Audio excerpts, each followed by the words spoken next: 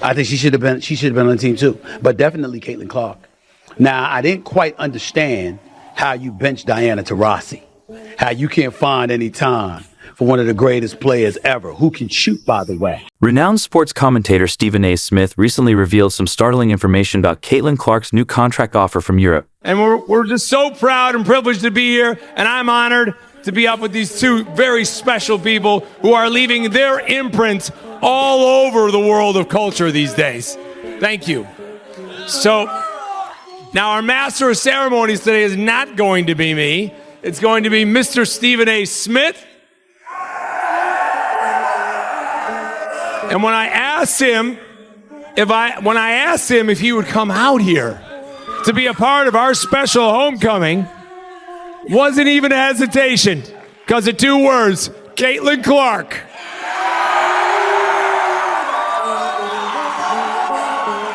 So with that and all the love we're feeling out here, I'm going to let Stephen kick it off and get to some interviewing, which he does so well with Caitlin. Well, first of all, what's up, everybody? What's up?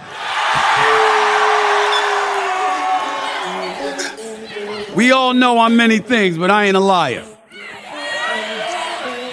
This lady right here, Caitlin Clark, is my favorite college basketball player in the world. She is something special. And Caitlin, I'm just going to start because they want to hear from you, obviously.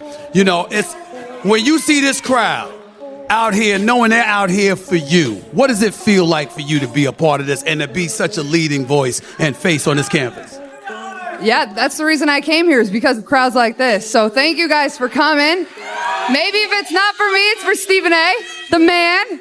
But no, that's why I chose Iowa, but also I'm an Iowa kid. I grew up here. I grew up rooting for the Hawkeyes. I grew up 2 hours from this place. So it's really special to me. And, you know, my first year here was COVID, and it was really different. But now here I get to experience it with all of you. We're going to play in front of 15,000 people every single game this year. Sold out crowd, yeah.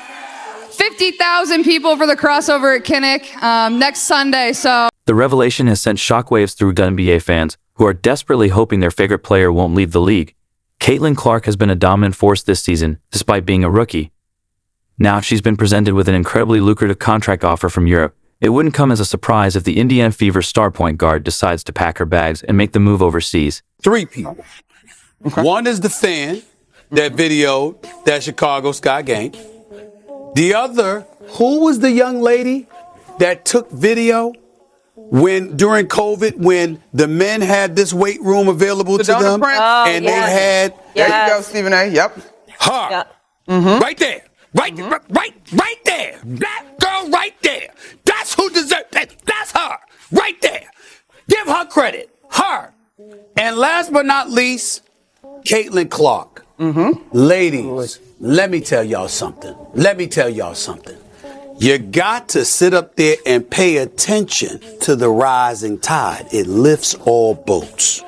You can go out on the court and go at Caitlin Clark with the fierceness that your competitive juices demand. But in the process of doing that, you learn to love that girl. That girl went up in her press conference and said and spoke about flying commercial. Mm-hmm. They didn't sit up there and make this decision until after she said that. You understand? Now everybody want to sit up there and talk about, oh my God, why did it have to come to that? Damn it, forget all that. She did it. She didn't have to, but she did. She got her contract. She getting her bag. She got her endorsement deal, but she looked. Caitlin Clark currently holds a contract with the Indiana Fever worth $76,000 from the WNBA.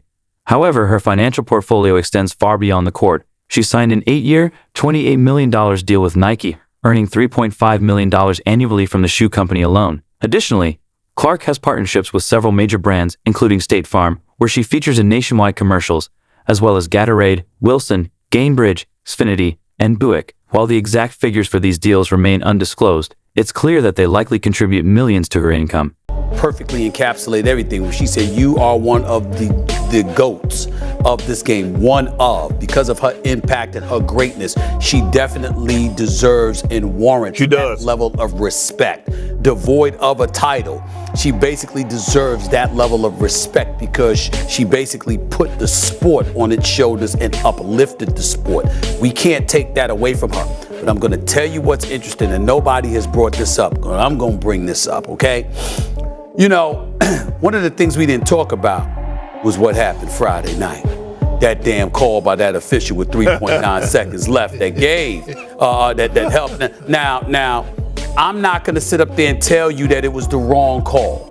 I just hate the fact that the call was made at that particular moment in time. You want to definitively see the players decide it as opposed to the officials, even though technically speaking, it seemed to be the right call, although not in the moment, but then you watch the replay over and over again, not in real time, and you say, okay, you can understand how that call was made. So none of us brought that up. Here's why I'm bringing it up now. One of the greats is like, yo, we gonna see when you get here. It's gonna be different. Now she said that, and I'm saying to you, that does give Caitlin Clark an opportunity to show, excuse me, yeah, it is different. And the level that I've entered is different, and the support I'm gonna have is different. So guess what? More might be coming. When we see that, if we see that, we might be talking to her about her in an even more elevated light. I think the reason why players like, sorry, Shannon, really quick, Diana Taurasi and Sue Bird say this is because a lot of people have experienced the women's basketball season from the context of the last. While Caitlin Clark doesn't necessarily need to play overseas during the 6-month break before the next WNBA season, it's not uncommon for WNBA players to seek opportunities abroad.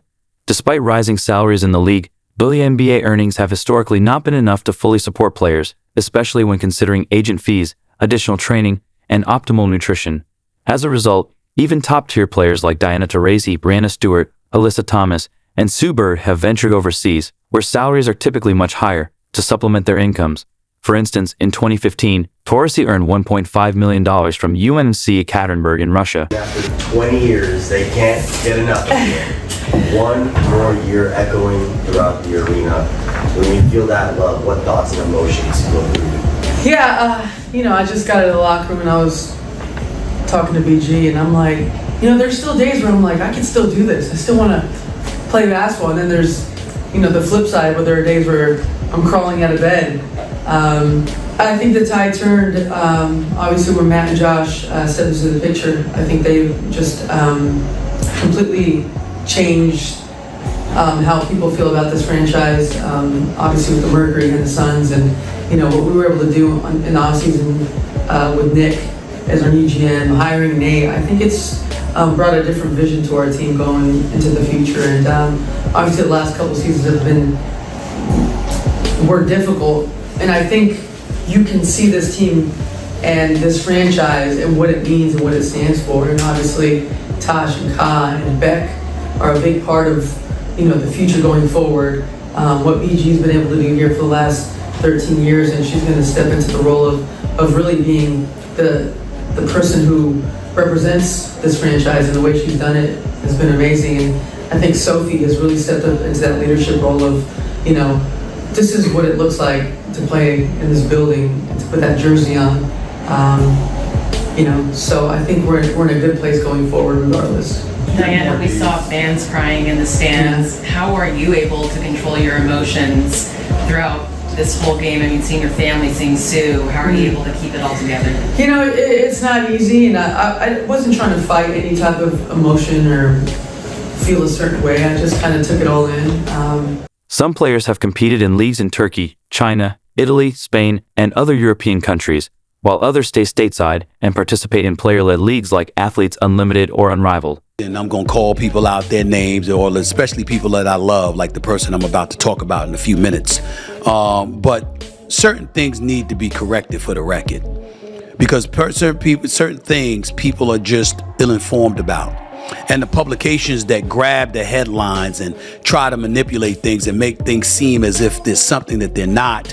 I understand that some folks are desperate for clickbait. That's how they do it. They don't care about accuracy. They just care about talking shit. and not knowing what the hell they're talking about. So I'm here for it. And that's fine, because that's one of the reasons I'm in good shape, because I don't hold stuff inside all the time and let stuff foment, and ultimately an implosion takes place. And I'm the one that suffers because I'm unhealthy. No, I believe, and as I've said this to family and friends throughout my life, I believe the best form of stress relief is reciprocation. When people stress you, stress the hell out of them. And that's how you'll alleviate your stress, because they'll know stress is coming down the pike and they won't want the damn trouble. So maybe they won't bring you trouble. But I'm here for it. I'm here for it. And it's regarding the subject of Caitlin Clark.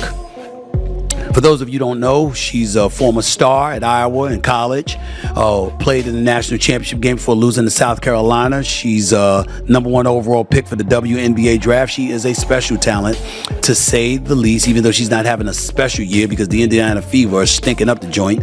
They've got the second worst record in the league. Only the Washington Mystics are worse, who are 0-8. However, Caitlin Clark may have another reason for considering a move overseas. Beyond the financial incentives, she has been in the public spotlight for nearly a full year, transitioning from her senior season at Iowa to her rookie year with the Indiana Fever in just a few months. In that time, she hasn't had a break from high-level basketball or from constant scrutiny of her every move. For 11 months, she has been under intense pressure, and she has also become a focal point of political and racial tensions within the WNBA. It can be an exhausting life, constantly being in the spotlight. Even Indiana Fever head coach Christy Sides acknowledges the challenges Clark has faced this season. She's endured a lot this year and has handled it in the most professional way.